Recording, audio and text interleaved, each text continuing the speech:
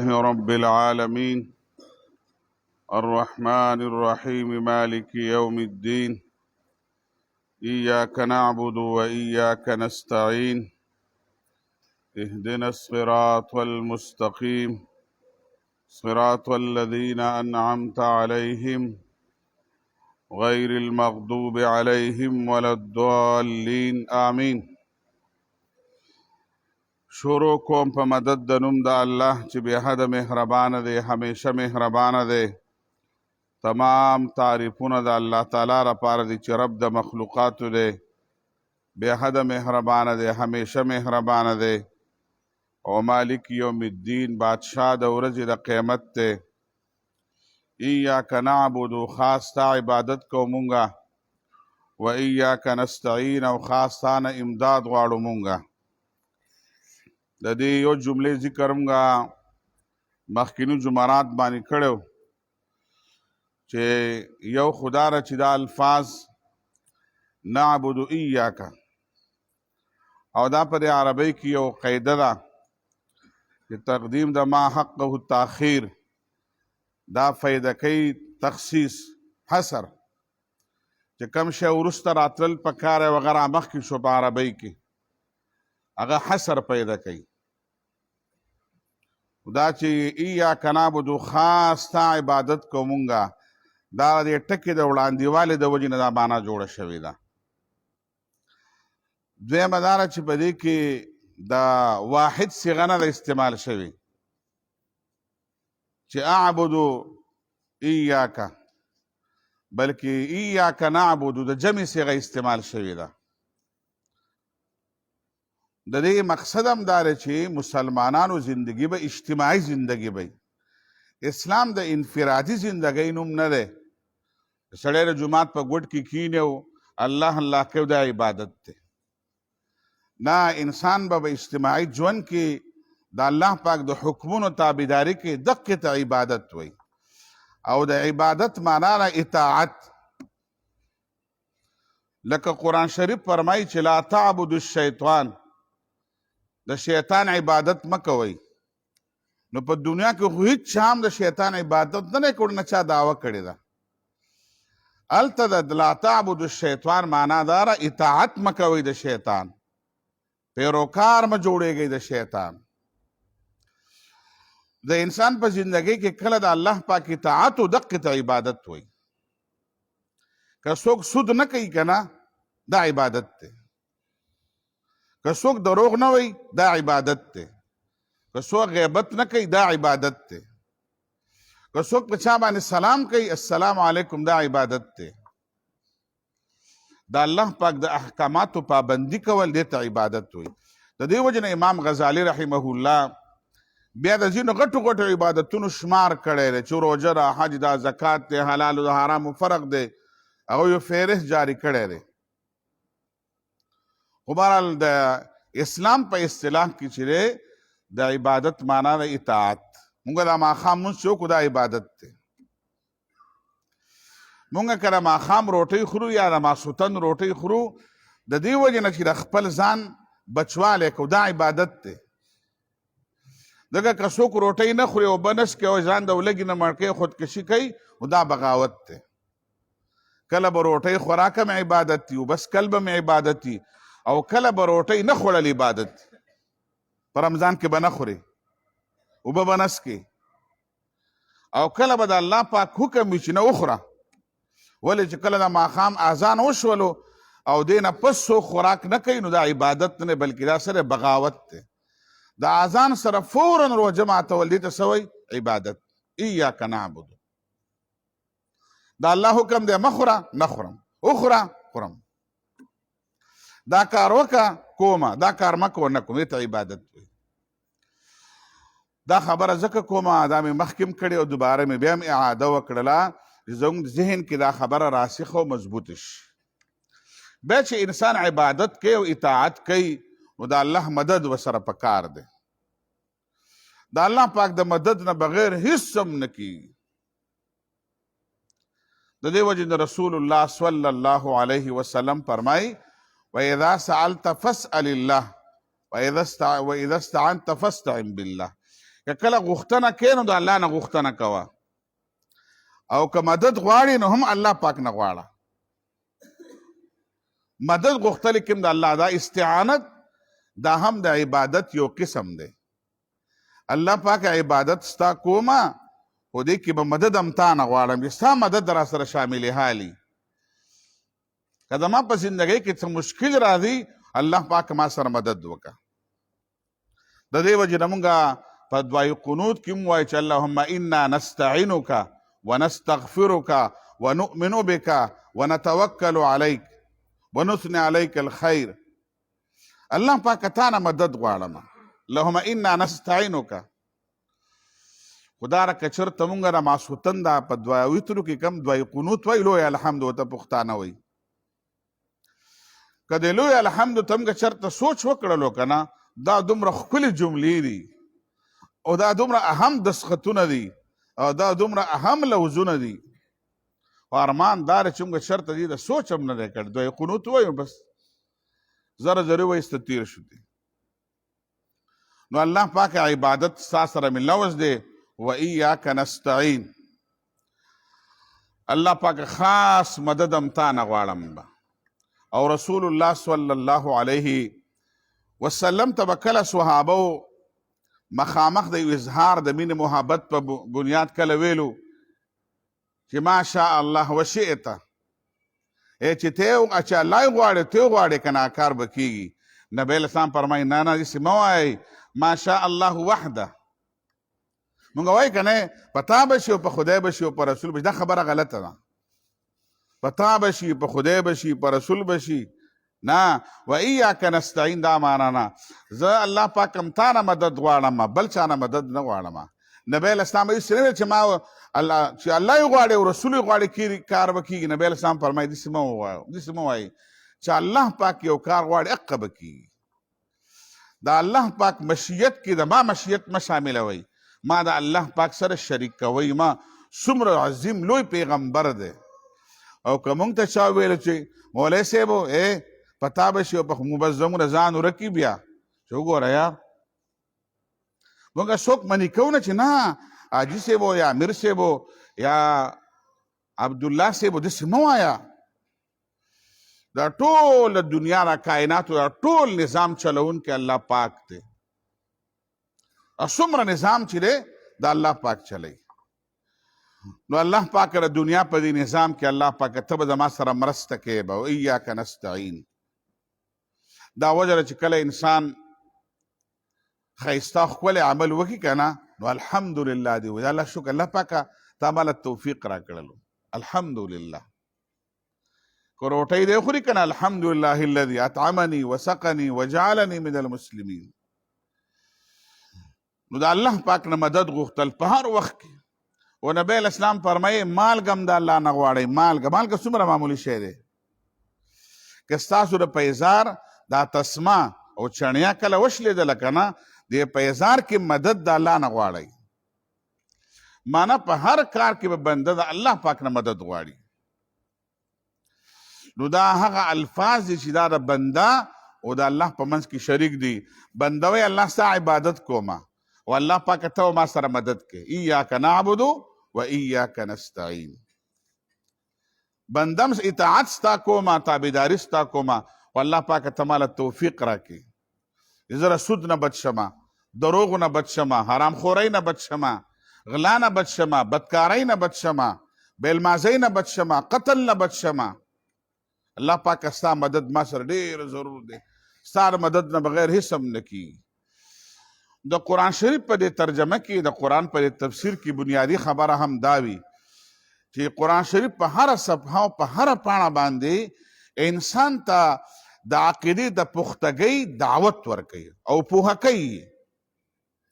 او دا یو ډېره ناشنا خبره ده چې کله هم انسان د عقیدې د پختګۍ په هغې کې راغله که نه چې د هغه نظریه د توحید عقیده مضبوطه شوله د په زندګۍ کې به دی چرته هم پریشانه کېږي نه. دی به همیشه مطمئن اوسیږي به او دی به د الله پاک نه ګیلمن کېږي هم نه پریشانه کېږي به هم نه. دا وجه وه چې ابراهیم علیه السلام ته کله جبرئیل علیه السلام سره د فرشتو حاضر شولو چې کله نمرود اور ته غورځولو نو فرشتو الله پاک ته وویل چې الله پاکه نور کله خو د موحدینو د مدد دپاره هم لیږې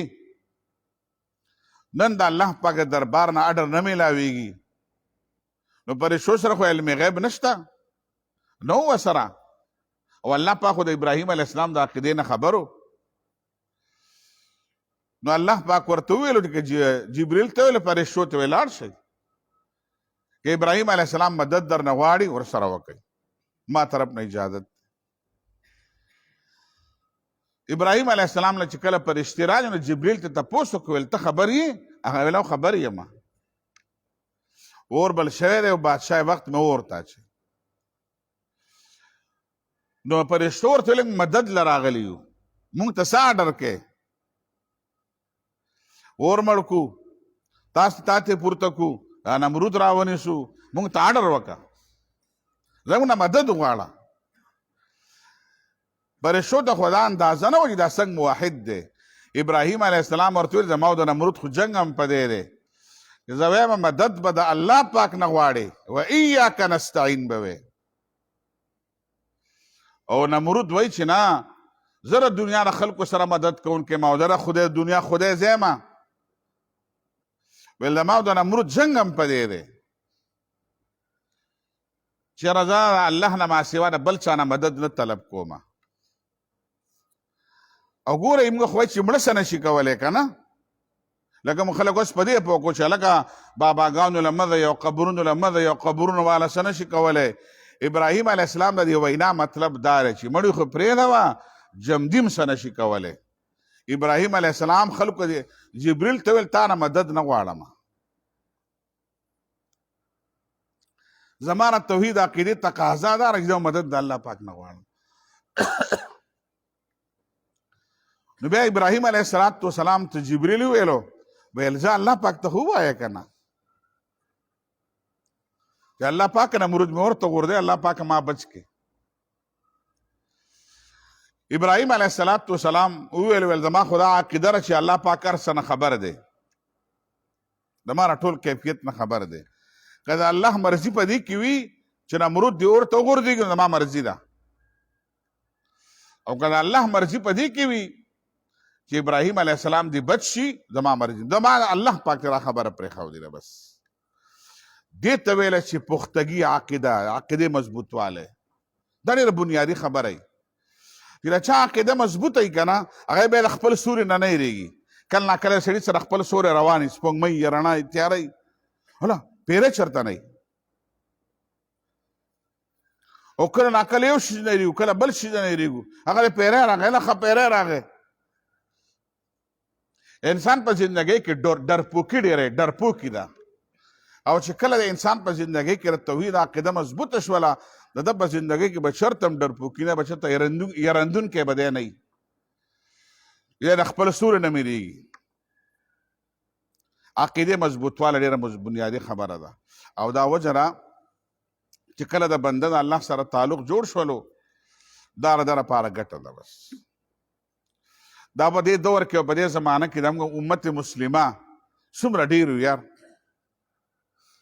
دا خانه کعبه نه ده په دې خانه کعبه کې 25 لاک 30 لاک 40 لاک 50 لاک خلک دا 27 رمضان شپې ته خلک عبادت لري لارې کوڅې ډکې اعتکاف کې په حرمینو کې ځای نه وي دا ډېره ښکلې خبره ده زه یې عمرې وها جمله ثواب دی دا د الله پاک کورونه دي د دې خپل برکتونه او خیر دی د دې نه منع کول نه دي پکار کله ناکله خلک وایي چې عمرې له ما غریبانو نه ورکړم عمرې له لاړ شو غریبانو له نورې ورکړه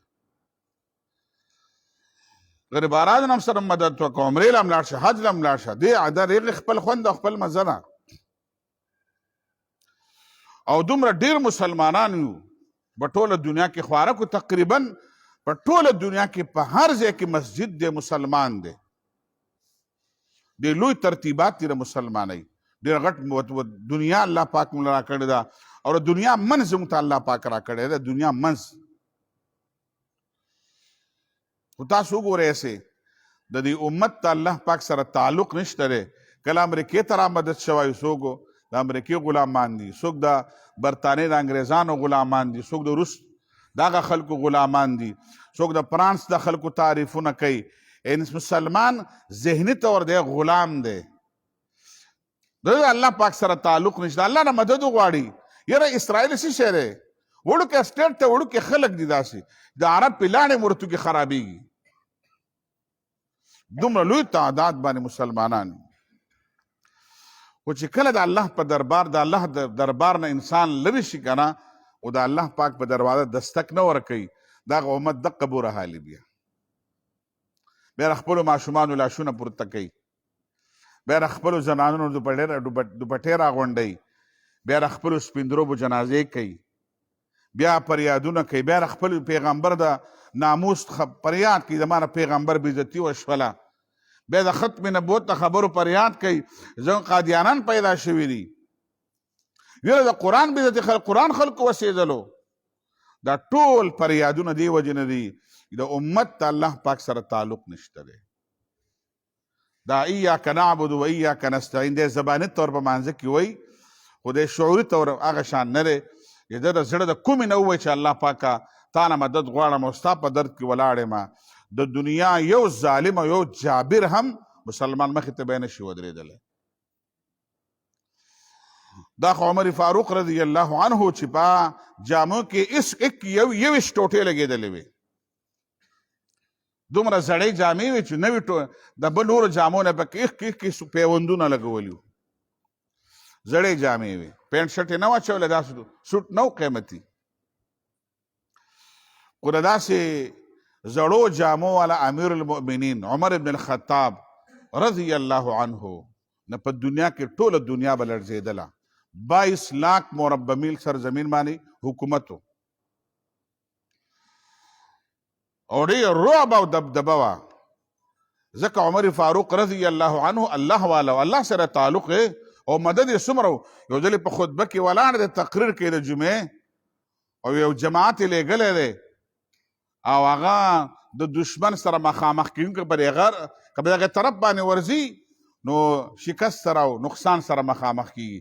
په دې تقریر کې ورته الله پاک انلاین لا یوښودله په تقریر کې، او دې ځای کې نه هغه قافلې ورته وایي چې غر طرف ته غر طرف ته الی الجبل الی الجبل، خلک واورېدل هلته، واقع هلته یو لسیمت برابر کو غر ته بچ شو. الله پاک بیا داسې مددونه رالیږي چې و ایاک نستعین باندې د چا عمل وي. دا ځکه په هر رکعت کې موږ څه وایو؟ الحمد وایو. نو ایاک نعبد خاص تا عبادت کو مونږه، و ایاک نستعین او خاص تا نه مدد غواړو مونږه. که دا شعوري طور مسلمانانو خپله کړله، د دنیا کې به د الله پاک مدد به نصرت به، جماعتونه مدرسې مرکزونه به محفوظ وي، مسلمان مینه به محفوظ وي، د الله د رسول عزت او ناموس به محفوظ وي، حرمین به محفوظ وي، بیت المقدس به محفوظ وي. او که بنده په دې تصور باندې حقیقي تصور اسلامي عقیده او اسلامي سوچ یې ولورېدلو، دا د مسلمان دپاره په دنیا کې فایده ده. دا وجه ده څنګه په دنیا کې خلکو د قرآن نه لرې کړي یو، او ټول امت نه د قرآن نه ډېر لرې دی. بس مولوي صاحب پوه شو، قرآن یې پوه شو. څومره چې امت قرآن ته نږدې کېږي دومره سمجھ به راځي، الله سره به تعلق جوړېږي، به الله نه مدد غواړي به، او د مخلوق سره به تعلق خامخا وي، خو هغه به مشکل کشا او فریادرس نه ګڼي، به فریادرس به مشکل کشا به الله پاک ګڼي. الله پاک دې موږ ته په ښه عقیده د توحید الله پاک موږ ته رانصیب کړي، او الله زموږ د ټولو مشکلاتو حل کوونکی الله پاک وګرځي. الله زموږ سره مدد وکړي په دې کار کې. په هر کار کې بنده الله پاک نه مدد غواړي. دا ایاک نعبد و ایاک نستعین تصور دی. صدق الله العظیم. ربنا تقبل منا انك انت السميع العليم وتب علينا انك انت التواب الرحيم.